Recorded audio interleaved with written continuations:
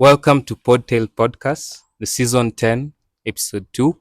I'm your host for today, Casey O'Neill Nyamunga, and I have very beautiful ladies here. Maybe they can say their names. Start off with oh. Hi everyone, my name is Shalom Wanjiru Shiro. Mimi si mgeni kwa hii jiji. Nice to be a guest for once. Good. Hi guys, I'm Wanjiku. Yeah, I think I'm also not a guest here. This is like my second time on this podcast. And let's see how today goes. Yeah. So today we are here to talk about something that has recently happened that has affected and shaped a lot of relationships, a lot of people. So I would like to start off with something very important. When you were smocha, mayai boil, smoky pasua.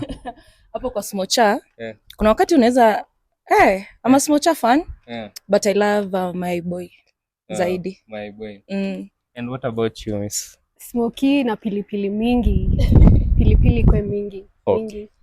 So we can see we have one might be a victim in the future and one that is safe. So today we are going to speak about all aspects about this event that happens between Sophia and Bumpy.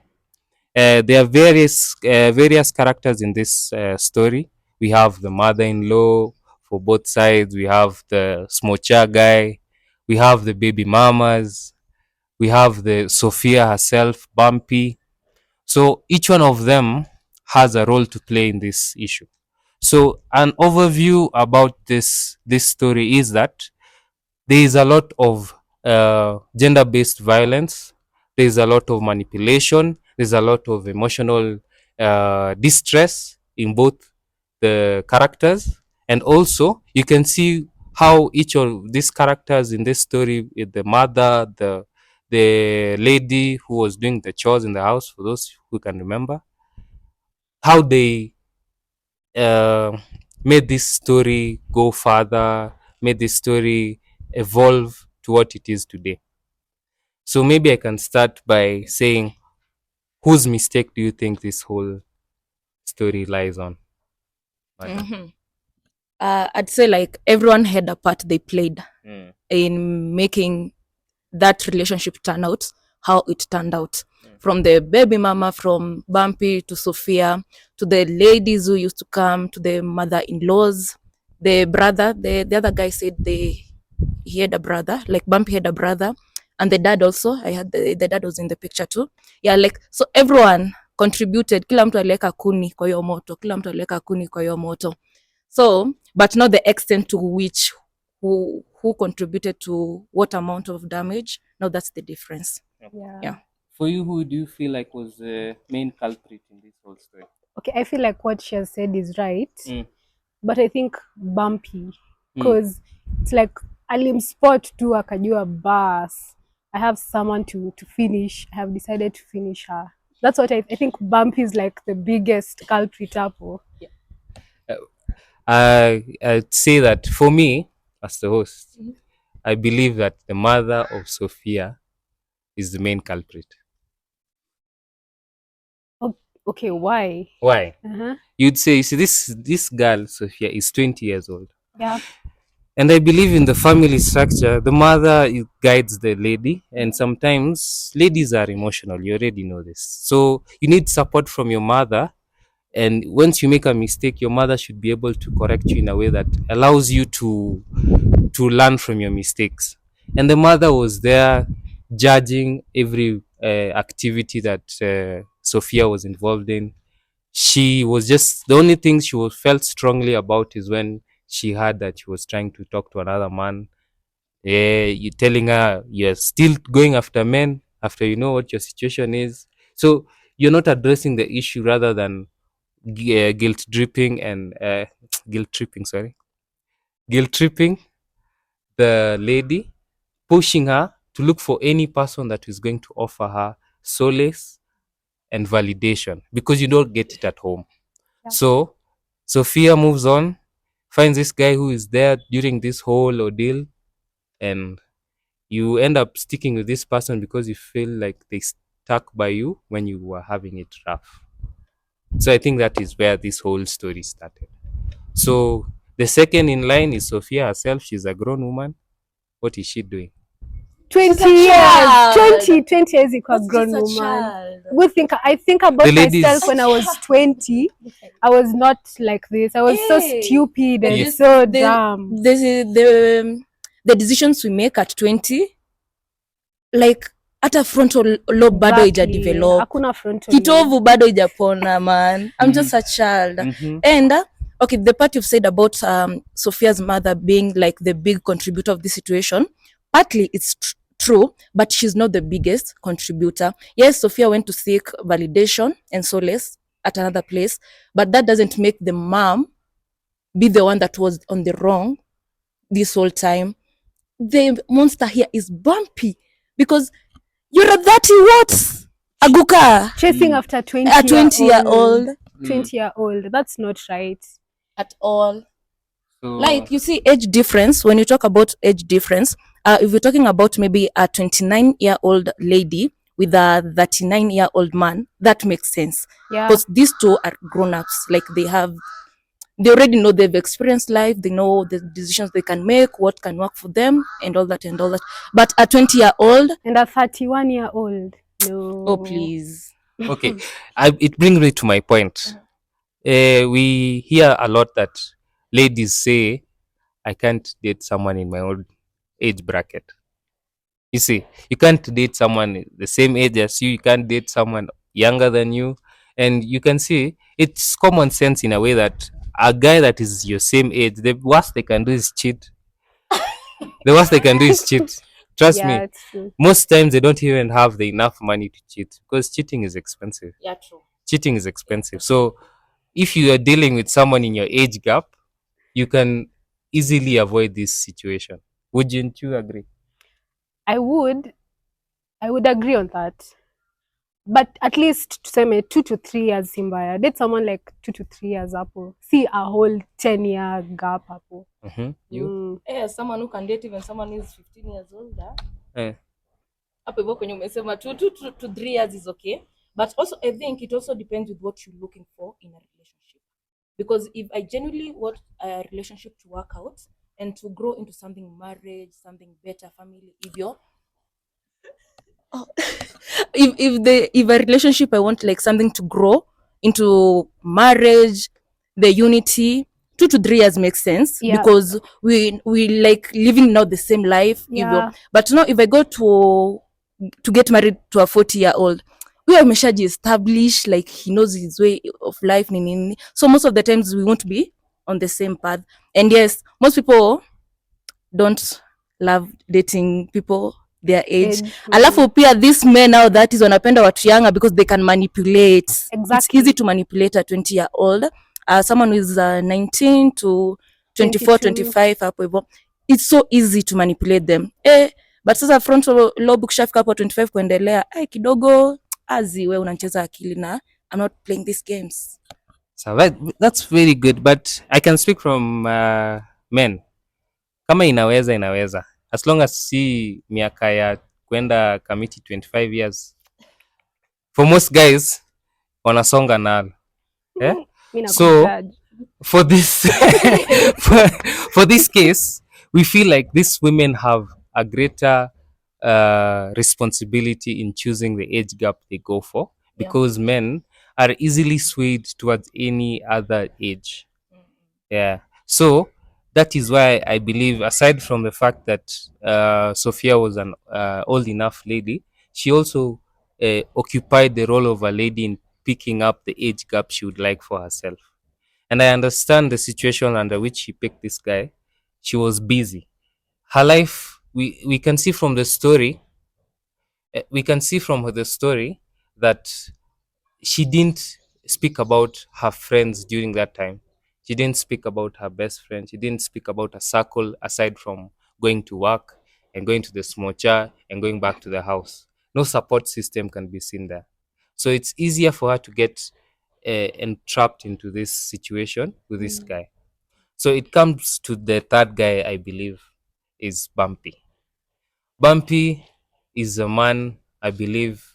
We are not told in the story the age of his baby mamas, but from the look of things, he was able to get into this girl's life because of a laptop, because of a smocha, which you already know. For girls within this age, 20 to around 25, things like cars, things like a good house, like you go to a guy's house, you see good interior designs, the girl will see a future because of that. But most girls older won't be impressed by such things. So Bumpy was a manipulative person, but he was given the tools to manipulate this lady by Sophia herself. Yes. So we agree on that. Yeah, that I agree. Yes. So you don't agree? Yeah, I don't agree. I agree. Like Sophia contributed. Like it was so easy for Bumpy to learn Sophia. So it's easy if I know your weaknesses, your strength, even. At least I know if I want to do this to this someone, I'll use this technique. If I want this, I'll use this technique even. So I think this situation was where Sophia was helpless because as the story starts, she was pregnant. So Bumpy being there, taking care of her through the abortion, hata nani ya mtu mwingine hivyo. Such a situation, it turns from being like someone doing something from kindness evil to being like nimefall in love tu hivyo tu mchezo. So nani akaweza kumsoma, Bumpy akaweza kumsoma, so through that ilikuwa easy manipulate, like your boundaries, how firm are they, how stretchy are they, can I overstep them, can I do something like this, how will you react? Like as the story began, like there were so many instances where Sophia would have said no. Sophia would have been like, I can't entertain this anymore. But she kept going. She also kept going. She kept entertaining. So ikakuwa, Unajua kesi amesema, Sophia gave Bumpy the tools to manipulate her. She wasn't doing that willingly or something. Yeah. So saying that she gave him the tools is not like a good thing to say. Okay. Yeah. It goes back to, she's mentioned about the abortion, and you can see from the story that the lady, we do not advocate for abortion here, I believe. Yeah, at Pote, unless it is tied to some health issues. But at the end of the day, I still believe my body, my choice for ladies still applies. So it's not, you should not be vilified for aborting as a lady because you have your reason. Sorry. So the lady was going to the hospital for these clinics with Bumpy. Mm-hmm. At that point, Bumpy was being a very responsible man for something that is not involved in. Yeah. So this built a picture in this girl's head that this man is responsible, this man will help me. You see, and once you get drunk in that situation, you're the only one who can get yourself out of that situation. But again, I come back to the mother and the support system. It wasn't there. This lady allowed this to continue at the point where when you lose a child, scientifically I like to say postpartum affects even those people who have aborted, because the hormonal changes in your body once you abort are not yet stable. You'll end up doing some things you're not proud of. So during this time, Bumpy was there. Bumpy built a picture that Sophia down the line can refer to. This guy was there for me when my mom wasn't. This guy was there for me when my mom was hurling insults at me. So whatever this guy does, most probably I will be able to take it because he was there for me during this bad time. Do you believe that was a... No, I think Bumpy was doing that intentionally. Yeah. He was being there for her. Ndio ampende. He was doing it intentionally so that keep hooked because alikuwa anajua I have planned for you, the plans I have for you, Sophia. Not even the devil can distract. Very true. But also, you see, I think this situation, it was like two-sided, because on the other hand, there is baby mama drama. Yeah. So like, okay, I don't know, maybe it's just me, but somehow if you're not responsible to what's here already, then you won't be responsible for what's coming. But you know, I think Bumpy kind of painted a bad picture of the baby mama. Yeah. And you know, when you're in that cloud, you're getting to fall in love with someone. Whatever they tell you is what you go with. If he tells you my baby mama is evil, and then the baby mama was also reaching out to Sophia endlessly, so Nona, she'll be like, it's true, alisema this baby mama is not good. Ni kweli, she's not a good person. Okay, personally, let me say this. I support women a lot, and I support their wrongs so much. So even if someone comes and tell me, Nani, okay, there are evil women out here, like true. Ile pure evil, but kuna ile tu evilness tu kadogo tu ile tu. Yeah. And I think when it comes to dealing with these men, you need to be a little bit evil. Because the thing about men is that they'll find you umetulia tu, we una stress, alafu waamshe hizo mashetani zako, sasa anze kusema wewe ndio mwendo wazimu. It's true. Like, it's very true. Niko nimetulia tu hivyo. So I think this baby mama story, Bumpy's baby mama, Sophia, yes, as you've said, like, alikuwa anaona tu yende the baby mama ndiye ako on the wrong and not Bumpy at that time. But I think if the story iliendelea, I think maybe angesema baadaye walikuja wakaongea wakaona yenyewe ni mwendo wazimu tulikuwa tuna deal na sisi wote. That one was crazy. You've talked about baby mamas. So what is your view on how ladies should approach men with baby mamas? First things first, I have a kid, so I'm also a baby mama somewhere. But one thing I'm firm on is be heavy on boundaries. Yeah. Especially if you guys have decided like you won't do a relationship anymore, just be heavy on boundaries. Like, if you agree the mama, the dad is gonna be doing this and this and this, then zinakuwa fulfilled, ni sawa. Emergency happens, especially with kids, emergency happens a lot. And of course, as a parent, you're expected to come through.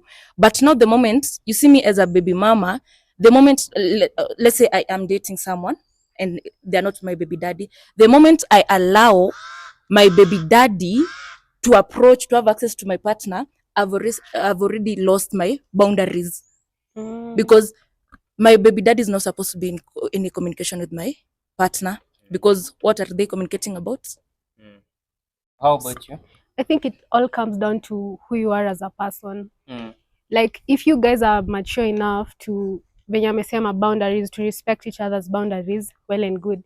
But what I believe, if someone has a kid with another person, they'll be connected to each other for a lifetime. Yeah, for a lifetime. Yeah. And for me personally, I don't think that's something I'd be comfortable with.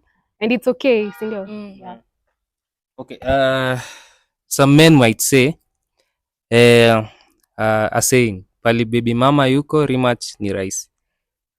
True. Yeah, true. That happens. Because mi najua mtu alikuwa anasema ati anaenda kuvisit baby daddy wake, si kudrop mtoto, anaenda sleepover kwa nyumba baby daddy.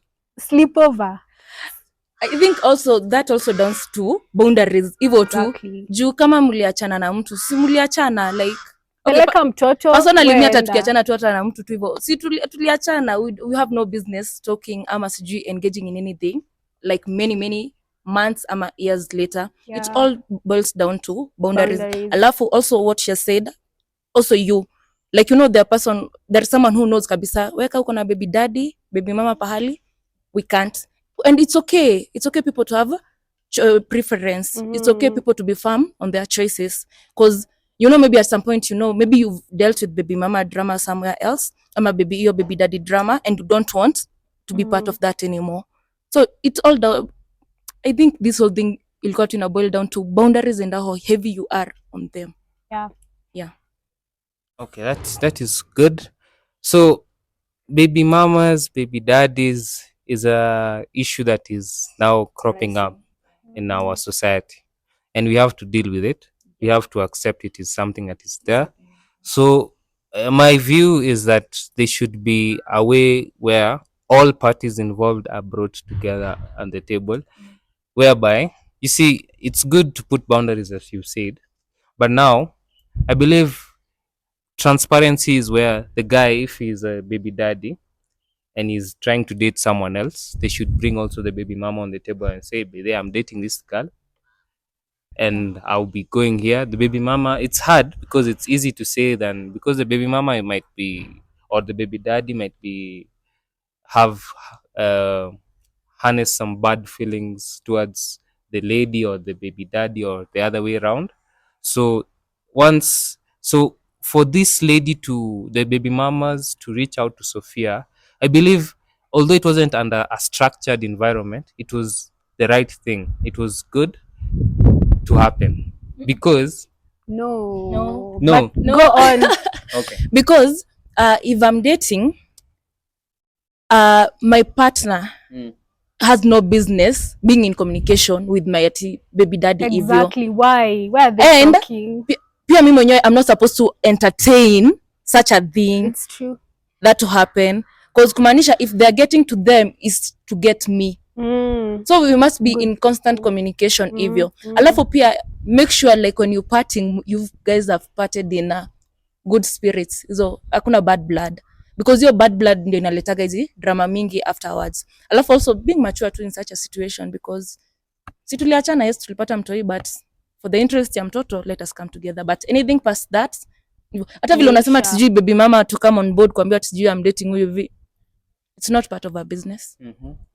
Unless that baby mama is going to be unless the person you're dating is going to be around your child a lot. Yeah. Okay, in that situation it's okay. Yeah, it's okay. Lakini if that person is not going to be around your child, I don't think there's nasiati the baby mama should reach out to you. Maybe you introduce them ajue, this is my girlfriend. When the kid comes over here, she'll be here. Hivyo too, nothing past that. Past that, apana, that's crossing boundaries and not healthy. Okay, would you say the smocha guy had a role to play? No. No. Yako busy yake, yako shughuli tu yake, ni watu tu wamekuja wamepatania hapa hivi kwake. Yeah, he's not at fault. Najua maybe hata he didn't know like it's true, yako na history yote ilianzia hapo kwa kwake. Anauza smocha. Anauza tu smocha, then these people just coincidentally met there. But I don't think it was coincidental. I think Bumpy alikuwa ameona msichana. The fact that that's my point. They were both maybe frequent customers to this smocha guy, so he had some level of knowing of these people.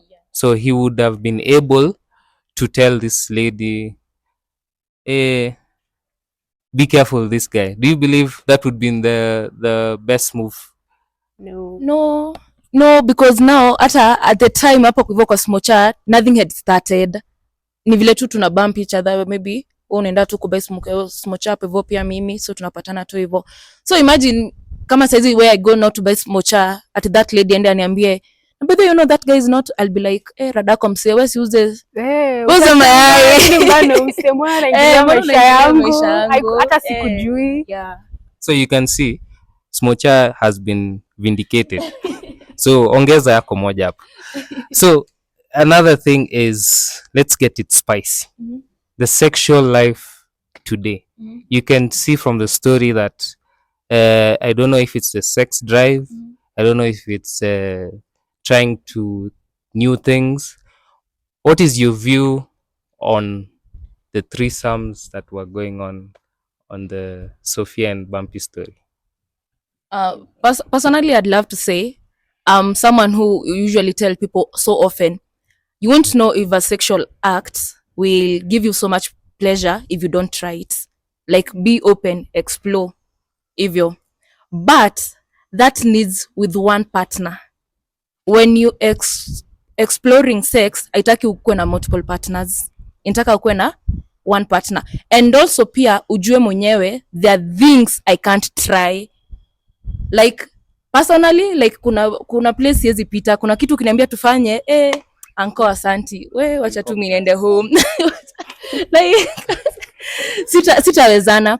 So I think knowing yourself and the things you can handle, it makes it easy to go through such a situation with your partner. Like if you want us to explore something, like kuna kitu yenye nitabend tu kidogo, like yeah, we can try this, but sasa kuna kitu utaniambia tufanye, nikwambia tu hapa juu mimi najua I can't handle this hivyo. I think in their case she accepted because it was giving her a sense of control. Yeah, but I feel like that guy was really testing her boundaries. Aliona tu amekubali ya kwanza, akajua bas, this is going to be a normal thing in our relationship. Now the fact that it even got to a point that Bumpy would go to Sophia's phone and even search for those ladies himself. Yeah. Hiyo ilikuwa tu boundary nyingine walikuwa shapita kabisa. Like you create a Tinder profile kutafuta wasichana because that's what your man says he wants, but you do it because at least validation alafu validation because at least mimi ndio naleta, he's not going there, he's not fishing for them, so it was giving her a false sense of control. Yeah, there's a point she said she thought she had control, but clearly she did not.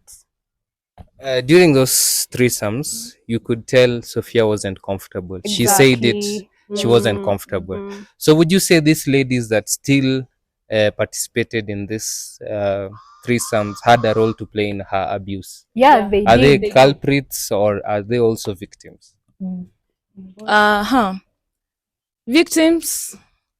Victim iko how many percent? 10. Victim iko 10, contributors iko hapo hivyo 90, because if I come, let's say the two of you are a couple, love you guys invite me. If the environment around the two of you is not healthy, then I wouldn't want to fix myself to be a third party in this situation. It's true. So pia wako na kasoro yao pia, especially this lady who even came and stayed. Huyo pia nafaa tupe tu podcast episode yake tu pia tupe story yake, because I'm sure when she was staying with them, she probably saw the things that were happening, but she still stayed. And she knew what Sophia was going through.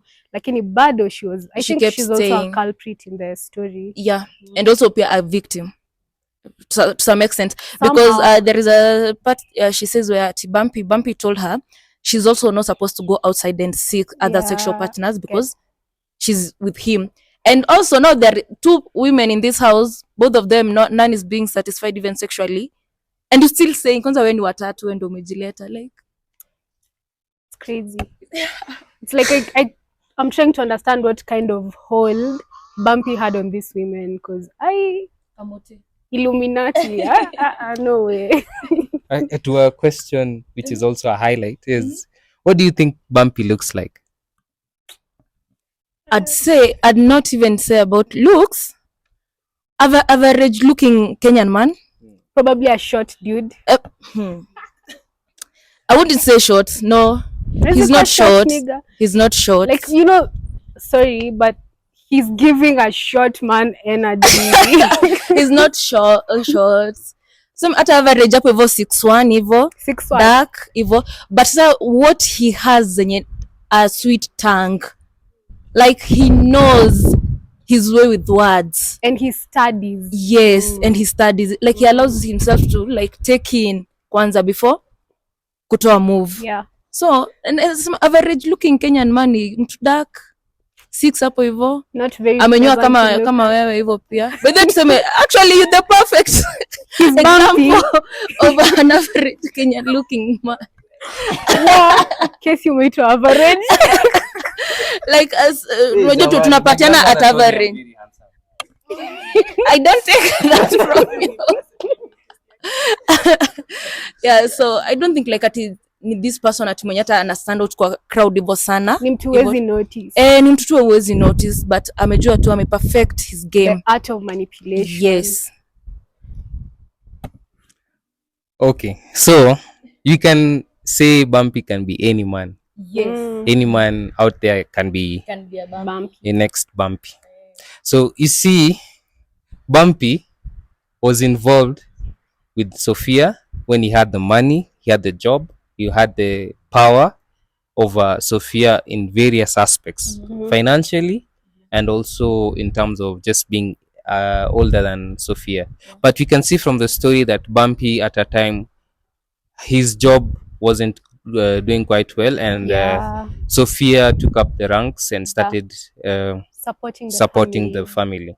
And you could see even from that alone also there was conflict between them, because he started to feel like maybe Sophia would not take him seriously, regardless of the power he had. But we also saying that Bumpy knew he had this power. Bumpy did most of his things knowing that he could control Sophia. But you see, during this time where then that Bumpy's job is not doing quite well and Sophia is, you can see the man in him is also threatened. Yeah, very much. Given the history you already know about this story, did you feel good when this happened to Bumpy? At no point did I feel any remorse for Bumpy. At no point, at that point, like when he lost his job, nini. Actually, I think Sophia felt like she was obligated to step in. True. After like Bumpy lost his job, nini.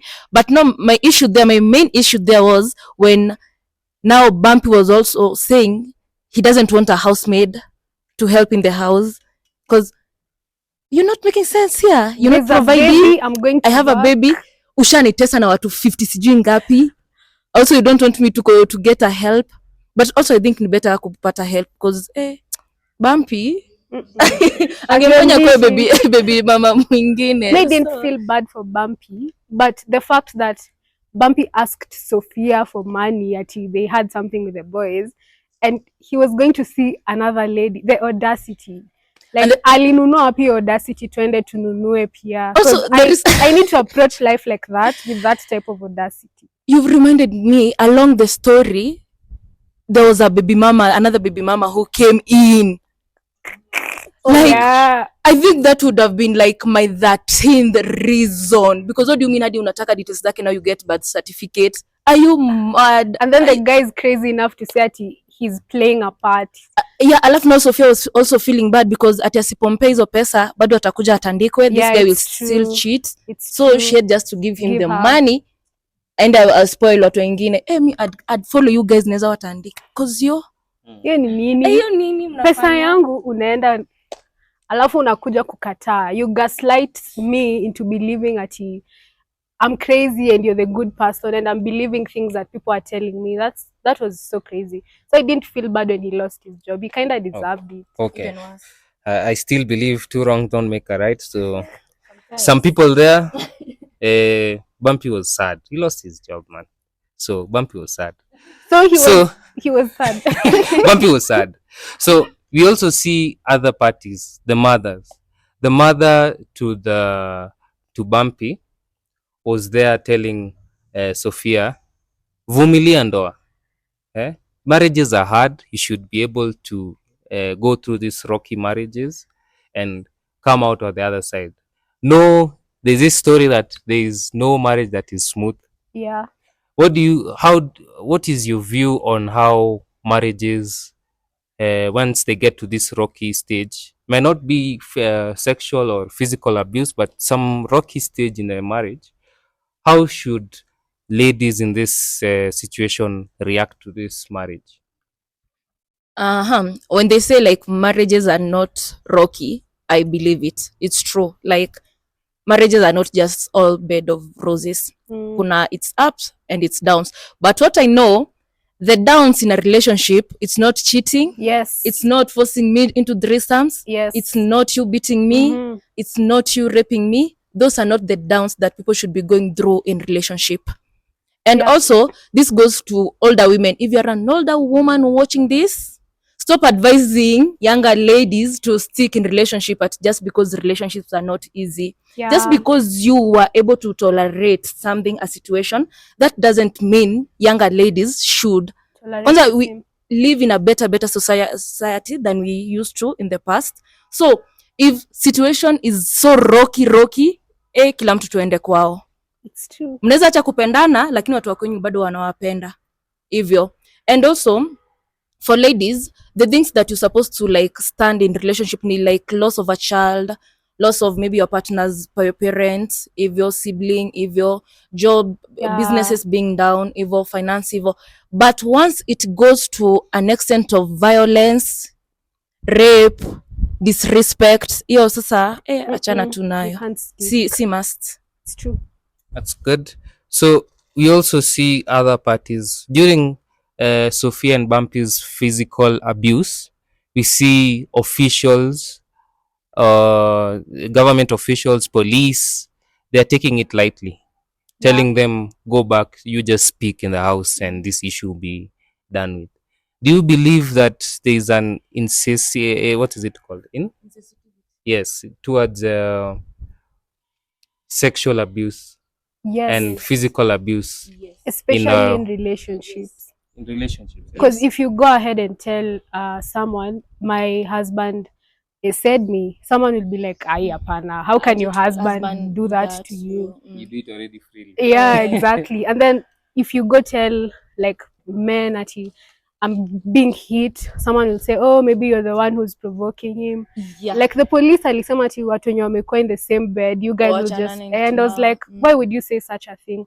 And these things are so serious. And then I feel like a lot of times the society that we live in, people usually blame the victims all the time. Victim blaming is very common and very alifanya nini, alisema nini, lazima kuna kitu mbaya msichana alisema. So yeah, they're very insensitive and they were very insensitive. But also I think as a society, it's like we've enabled that behavior of people being insensitive when it comes to hivyo juu kama leo neighbor wanaweza pigana but tutakuwa zile za wamezoea wanakuaga tu hivyo. So but unapata sasa it gets not to a point now inakuchukuliwa as serious when it gets now it's like someone has been killed, mwingine asijua amechomwa na acid, amechomwa na maji moto. Now that's where their reactions start. I think as a society we're not supposed to intervene in these things. Like wewe ukichapwa rudi, si ati uvumilie hapo hivyo, wewe tu rudi, because violence personally I can't stand violence. Hata ukishanishautia bro, bye, thank you, like thanks for coming but you're done. I'd like to also say sometimes intervening doesn't work. Yeah, because there's some people who are deep in those types of relationship. They really don't see what you see from the outside. So when you try to intervene, they'll think you're getting into their business and you don't understand. Someone will tell you, he just usually has a temper. So pia to intervene is not very easy. Unless that person asks you to intervene, I don't think it's the best thing. Also, I think, as you've said, in most situations, the victims, like, ndio wanakuwaga blamed. So it gets to a point, even themselves, they believe they are like the ones on the wrong and they deserve that. Like ati, mi ndio hata nilimkasirisha, akanigonga. Like, no, that's not right. It's like you're right. Not on the wrong. From the start, he was the one on the wrong. So you were just defending yourself and now he hit you. So it's just a no. So we can see from that whole story that people should probably leave as early as possible, but it's not always the case. So we can tell from the story, we are told that people leave about 8 times before they finally leave. What do you think are the factors that allow this to happen 8 times? From what I've read on violence and domestic abuse in relationship and such toxic relationship is that these people have a way of coming back with a better picture. Like after this situation, like now we have had a big argument. No, next time you come with gifts, they love bombing, evil. No, this time now you come back as the person I fell in love with the first time, evil. So kitu kama utani blind. Alafu also these people have a way of making you just alone. They cut you off from your isolating you. They cut you from your friends, from your family. Like the only person you know you can lean to is them. So in this situation, you find yourself you have no one to talk to. You don't tell people these stories, and that's why you find like Sophia came to speak up later on to the best friend, the friend, the mother. Initially, she wouldn't tell them about what she was experiencing because at the time, Bumpy had isolated her. So you find most people in that situation, they're just alone. They just know this one person. Like, this is my saving grace. at the same time, this is my hell. Yeah, it's true. Until now, one day they wake up and they choose like, no, I can't keep on living like this. Also, trauma bonds. Trauma bonding is when you bond with you have an emotional connection with your abuser. As much as this person is abusing you, you guys are already emotionally connected. So it's kind of hard to leave them because when you're amesema tu, they're the only person who can save you. You want validation from them still. So you'll go, and also hope. Hope is something that kills because you'll always have hope. Maybe if I go back this time, he'll change. Yeah, he'll be better. He'll change. Yeah. So it's all understandable. Now we come back to the last section where the children were involved in this whole story. This ordeal will affect the child of Sophia, and we don't know how she will turn out in the society because of the abuse they noticed. Because as much as they were children, both for the baby mamas and also for Sophia, it affected them to a great extent. So, what would you wish for this child? For the child, one, at least Sophia got courageous enough to leave the situation when the child was still young. So those are wounds that are still fresh and that can be healed early in life. If they seek counseling, and though Sophia said she's already in therapy, so through counseling and the support from the family, at least the child will turn out fine. Also, the thing about growing up in such an environment, you don't want to grow up and live, also continue living in such an environment. You'll want better for yourself. Also, that makes you so alert. Like there are things utakuwa tu unaona tu mtu amefanya hii kitu, already you know how this will turn out, so you have like there is a third eye that has been opened, like I know this script before, I won't stay here longer to see how this turns out. So I think for the child, through support, the moral support, therapy, counseling, she'll turn out okay. Yeah. And Sophia said that she's going to make sure she'll give her child validation that she did not receive when she was younger, when she needed it. So I really hope that the child will really turn out well and have a good life despite the things that happened to her. So that's quite good, and we are wrapping up our session. Sophia and Bumpy has various aspects, various ways to deconstruct the issue, but we can all agree that it was a sad situation. Every party had a part to play, and at the end of the day, the child also might be at risk. We agree, and some steps need to be taken to ensure this child has a better life than her mother. The mother should also offer validation, as Madam Wanjiru has said. So, for that, we say maybe not have a bumpy road in our relationships. And that wraps up our episode 10,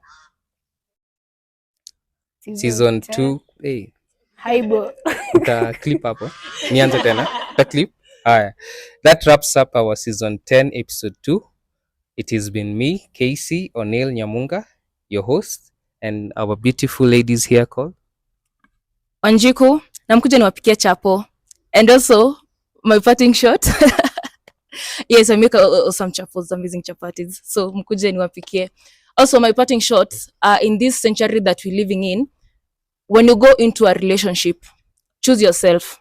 Like, at any point, choose yourself. There are roads which are worth to take. There are others you don't need to find out. And it's not always that you need to learn from at your own experience. The people say to experience is the best teacher. Learn it's from not other people. Yeah, it's not all the time you have to experience something. Yeah, so choose yourself, love yourself, be firm on your boundaries. Hata mtu akikwambia ai wewe si ukwe, Yeah. wewe wacha tu wanene wakisonga, even though it's hard, but yeah. Anyway, bye. Oh, it's me, Wanjiru. Yeah, it's been really nice talking about this and listening to Casey's perspective. Yeah. I have a question for you, Casey. Yes, go shoot. Men, like, I know you're not bumpy, but like, I'm handsome. What do you think? What do you think is the thought process behind someone just being like that? Like, how does your brain work for you to be that kind of a person? I believe power is a very powerful drug.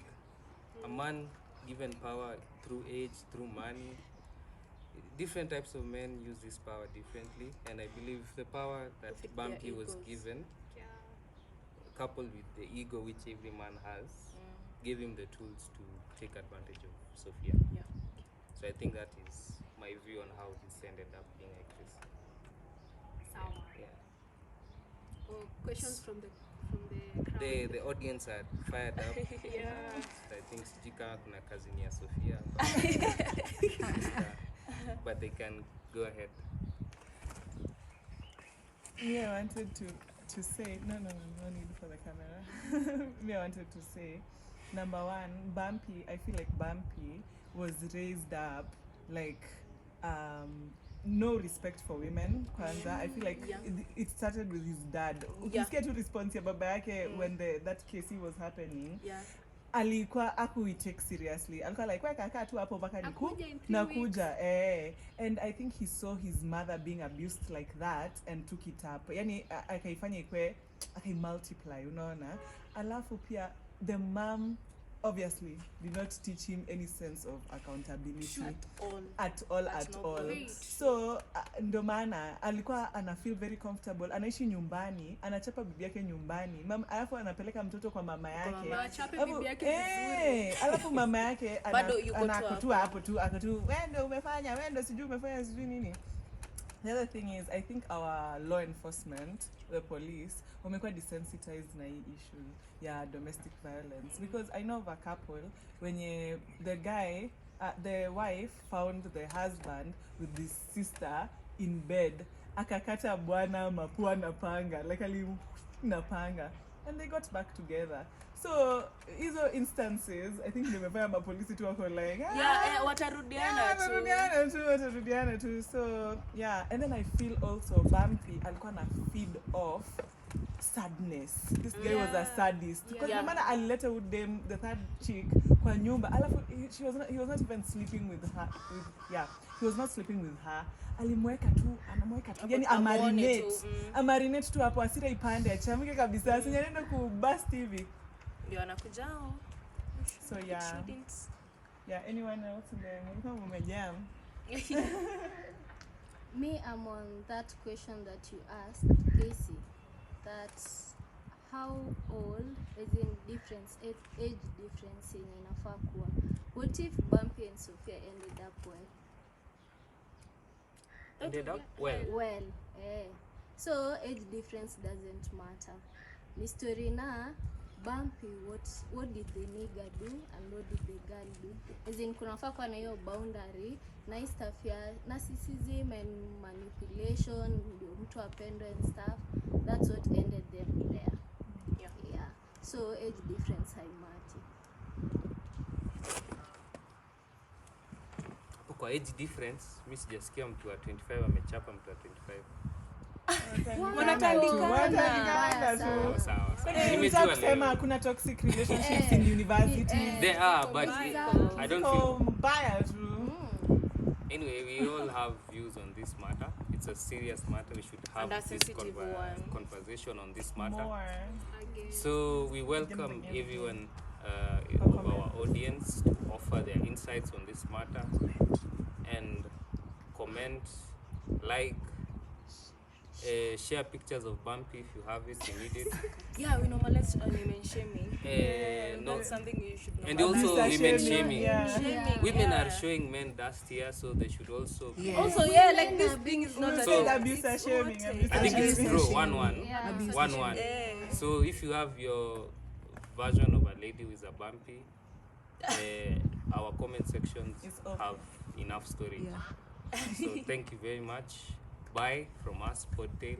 We have Tales to Tell. Season 10, 10/10, -9. Yes.